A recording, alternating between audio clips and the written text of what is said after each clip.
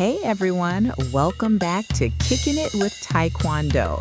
I'm Jasmine Rivera, and I'm here with my co-host, Master Daniel Park. What's up, Daniel? Hey, Jazz. Good to be back. How's everyone doing out there? Before we jumped in, quick shout out to everyone who reached out after episode 3 about underrated sparring techniques. The response was incredible. We got so many messages about people trying out those cut kicks and back roundhouse kicks we talked about.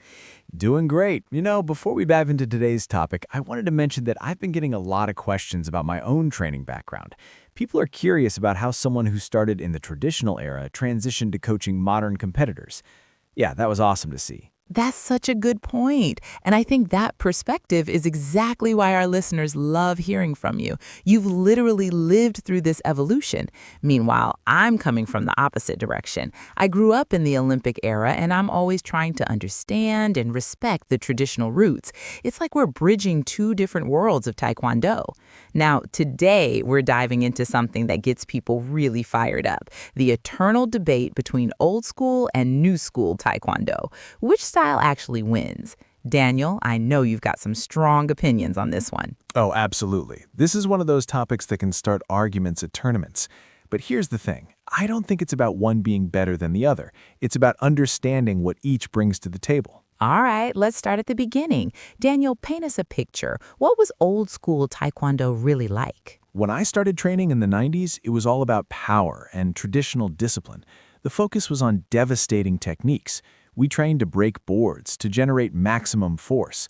Sparring was judged by human eyes, not sensors, so technique and visible impact mattered more than just making contact. Right, so it was more about that knockout power. Exactly. We spent hours perfecting our forms, and I mean perfecting them. Every stance, every hand position, every breath had to be precise. The training culture was intense. You didn't question your instructor. You showed up early, stayed late, and pushed through pain. It built character, but it was tough. That old school mentality. I remember my first tournament, paper scoring, 3 judges holding up scorecards. You had to make them believe you landed a clean technique. It rewarded fighters who could generate visible power and control distance effectively. The scoring was subjective, sure, but it emphasized the martial art aspect over pure game playing. That sounds so different from what I grew up with. So when did things start changing? The big shift came when World Taekwondo started modernizing for the Olympics. Electronic scoring systems, sensor technology. Suddenly, it wasn't about what the judges saw, but what the sensors registered. And that changed everything, right? Because now we're talking about my era, the modern Olympic style. This is what I grew up competing in. And honestly, I love the evolution. The speed, the strategy, the athletic precision required. Right. Modern Taekwondo became this incredible chess match. With electronic sensors, fighters started developing lightning-fast footwork and these tactical movement patterns that are just beautiful to watch. It's like foot fencing, you know? I like that term, foot fencing. The Olympic influence brought this incredible level of athletic development. Fighters became more specialized, more scientific in their approach. Training became about optimizing every movement for the scoring system. Is it different from traditional Taekwondo? Absolutely. But is it less valid? I don't think so. Here's where I have to push back a little, Jazz. I appreciate the athleticism, don't get me wrong. But somewhere along the way, we lost some of the martial arts soul. Modern competition can become too focused on gaming the system rather than developing true fighting capability. Okay, but isn't that just evolution? Every sport adapts to its rules and scoring system. Fair point. And look, I'm not saying one is completely superior to the other. Each has developed incredible athletes and techniques. But I think the best fighters today are those who can blend both approaches. Before we continue this debate, let's take a quick break to talk about something awesome, our new Kickin' It with Taekwondo merchandise. We've got some seriously cool t-shirts designed for everyone in our community. Yeah, these shirts are perfect for training days or tournaments. We've got 3 designs: Technique Wins, that's Daniel's signature line, Team Traditional for all you old school warriors, and Team Olympic for the modern competitors. Plus, buying these shirts directly supports the podcast and helps us keep bringing you great content every week. Check out the link in our description. They make great gifts, too. All right, back to our debate. Here's what I've learned coaching both traditional and modern competitors. The most successful fighters today are the ones who understand both worlds. They have that old-school foundation of power and discipline, but they can adapt to modern tactical demands. That makes total sense. You mentioned power and technique, and that reminds me of something I wanted to ask you. In old school training, how different were the actual kicking techniques? Like, were you throwing the same roundhouse kicks we see today? I've got students who started with traditional training, solid stances, powerful techniques, respect for forms. But then they learn modern footwork and timing strategies. They become these complete fighters who can adapt to any situation. The traditional foundation gives them power and mental toughness, while the modern training gives them speed and tactical intelligence. Great question. The basic techniques were similar, but the execution and intent were completely different. Take a roundhouse kick. In traditional training, we focused on generating maximum power through the entire leg. We'd practice on heavy bags, boards, even trees sometimes. The goal was to develop a kick that could genuinely hurt someone or break through obstacles. Right, exactly. Wow, that's so different from modern competition training. In Olympic style, we're taught to be lightning fast and precise with sensor contact. It's more about the perfect angle and timing to register on the electronic system. Sometimes people criticize it as being just tapping, but there's actually incredible skill involved in hitting those sensors consistently under pressure. You know what? I'm starting to see your point. When I watch the best competitors today, like the ones dominating at World Championships, they're not just fast and tactical. They have that old school power when they need it. They can throw a devastating roundhouse kick, not just a scoring tap. You're absolutely right, and I want to be clear, I'm not dismissing that skill. Modern competitors have developed incredible precision and athletic ability. But what I sometimes miss is the emphasis on self-defense applications. In traditional training, every technique had a real-world purpose. We'd practice scenarios, work on combinations that could get you out of dangerous situations. It was martial arts first, sport second. Exactly. And they understand distance and timing at a fundamental level, not just surface tactics. That comes from traditional training. But then they layer on the modern strategies, the angle changes, the feints, the electronic scoring optimization. And that's actually something I've been working on in my own training lately. Even though I compete in Olympic-style tournaments, I've started cross-training with some traditional instructors to understand those self-defense applications. It's amazing how it changes your whole perspective on distance and power generation. Speaking of different perspectives, we actually got some really interesting messages from listeners about this topic. Sarah from Colorado shared how she transitioned from traditional Tong Soo Do to modern Taekwondo competition.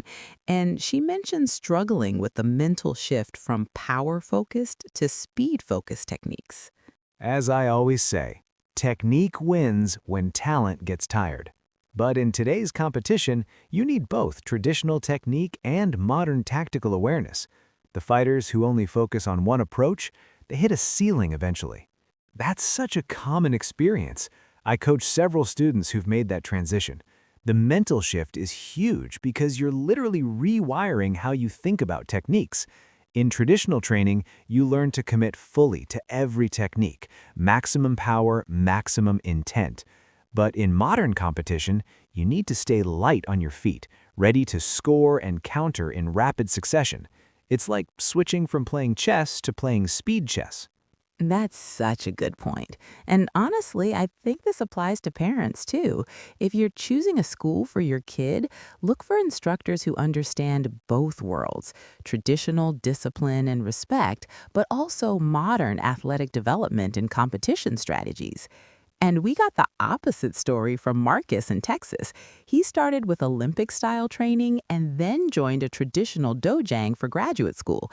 He said learning forms and one-step sparring completely changed how he understood balance and timing. It actually improved his competition performance because he developed better foundation and stability. Absolutely. The best programs I see combine traditional character building with modern sports science. That makes perfect sense. Marcus discovered what I try to teach all my students: Forms aren't just choreography. They're like textbooks written in movement. Each poomsae teaches specific principles about weight transfer, breathing, and mental focus that directly apply to free sparring.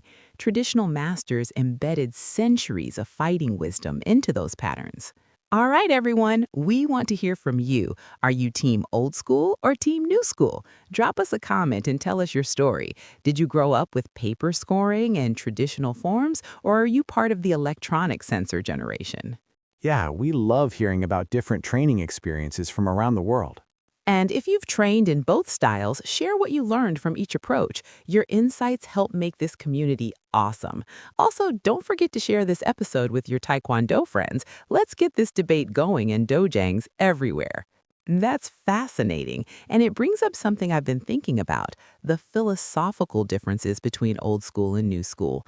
Traditional Taekwondo seems more focused on personal development and character building, while modern competition is more about athletic achievement and technical perfection. Are those approaches fundamentally incompatible? I don't think they have to be incompatible at all. The best athletes I know use competition as a vehicle for personal growth. The discipline required to train for world-class competition, the mental toughness needed to perform under pressure, the resilience to bounce back from defeats, those are character-building experiences just as much as traditional meditation or breaking boards. That's such a great point. And for our listeners who are trying to incorporate both approaches into their training, do you have any specific advice? Like, how should someone balance traditional foundation work with modern competition preparation? Absolutely. Here's what I recommend. Start every training session with traditional foundation work. Spend 15 to 20 minutes on basic techniques, forms, or self-defense applications. Focus on proper stances, breathing, and maximum power generation. This builds your martial arts foundation and connects you to the deeper principles. Then transition into modern training, footwork drills, sensor-specific techniques, tactical sparring. The traditional work makes your modern techniques more powerful and purposeful. So here's our takeaway from today. The best competitors blend traditional foundation with modern strategy. They respect the martial arts roots while embracing athletic evolution. Whether you're a student, parent, or coach, look for that balance. Perfect summary.